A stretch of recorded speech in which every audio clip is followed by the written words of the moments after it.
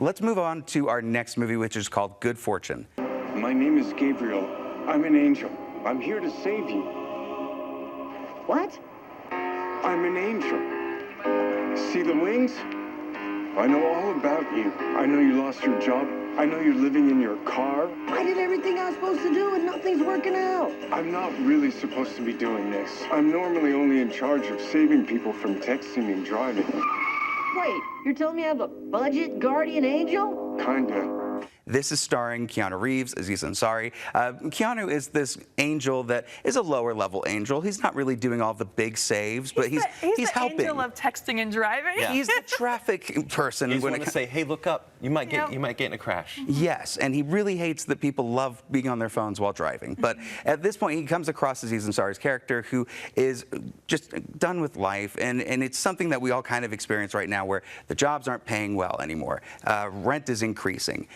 You're worried about where you're going to stay. They're really showing a lot of that. And so Gabriel, this angel, has an idea. Let's give Aziz Ansari the chance to be rich, to be wealthy, and see how much that helps him. Well, it helps him a lot, and now he doesn't want to go away from doing that. And so this angel is having to figure out, how do I convince this guy to go back to his old crappy life, even though I literally kind of saved him in this way. Yeah. Not only does he have to want to switch back, but he has to be psyched about it, which I thought was a really fun role. And he saw his future, and he still has to be okay with his future. The person he swaps lives with is Jeff. He's played by Seth Rogen. I really thought he worked well in this role. He did well with Aziz. I don't think Aziz on his own really stands as a leading man, particularly in this, because every time he does a very similar thing where something crazy happens and he goes, what? No. What? No. Yeah. And that's his thing. And Seth Rogen, of course, he's got the laugh stuff. But once Keanu gets into this, he is the MVP of the movie, hands down. Yeah. I wish we got more of him. I wish we had a more centralized story of him. But what did you think, Ken? Well, the fish out of water character for Keanu is the best, right? And that's why you see him and you're like, he's not acting well. You're like, but he's not really meant to, right? He's meant to question what humans do and why they do it. And I think that's why he was the best part of this movie, which I felt like was messy overall. I feel like this is a collection of scenes that were meant to be skits and it's just kind of thrown together. And I don't like Aziz Ansari or Seth Rogen all that much. And so to put a movie on their backs and make us care was the wrong move. Rebecca, what do you think? Keke Palmer's in this. Her and Aziz have a relationship, which is the most unrealistic part of the movie for me. Sure. Definitely underutilized Keke Palmer. You have a comedic powerhouse in Keke Palmer, and you don't utilize her. Yeah. I agree. I don't really like Aziz Ansari. Like, whatever your opinions are about Aziz Ansari, I do think he's really funny, and I do think he is very talented and smart. I thought he and Seth Rogen worked really well together. I personally really liked what he did with this movie, because Aziz wrote and directed it, and he used the opportunity to tell a story about gig culture and like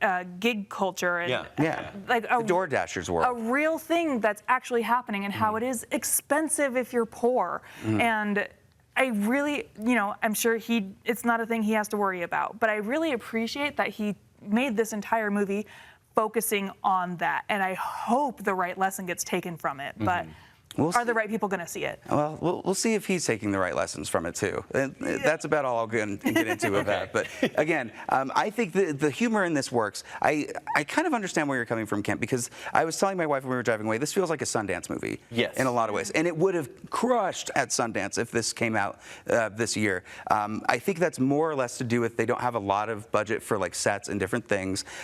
You could tell that the angel stuff, they just couldn't do a lot with it. I wish they'd explored a lot more, especially with Sandra Oh. I want to know this weird hierarchy and business culture when it comes to angels and what roles that they have. But maybe that can be another prequel. They could do that with Keanu Reeves. Yeah. Making it feel cheap, though, in that way kind of worked for the movie, because it did feel like this lighthearted, breezy indie comedy. It reminded me a lot of I Love You, Man. Like that era of movies.